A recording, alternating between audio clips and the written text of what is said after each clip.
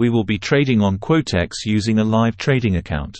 The zigzag indicator will serve as our main trading indicator for our strategy. In addition, we have the bear's power and the Awesome Oscillator as our supporting indicators. First, we will need to set our zigzag settings: deviation to 5, depth to 15, and backstep to 7. We also have our bear's power set with a period of 13, and our Awesome Oscillator with a short period of 3, a long period of 24, and opacity of 100. This approach will dominate the stock market as we trade stocks in an OTC market. Let's trade using our method. Whenever our zigzag indicator touches or meets our downtrend candle bar, there is a tendency for a trend reversal upwards.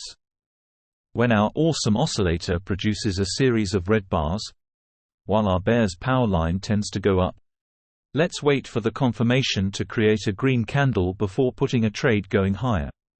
It creates a green candle here, and creates a green bar with all of our trading requirement meets.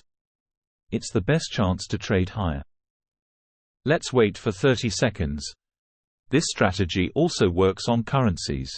As we used this trading method, it got 80% chance of success.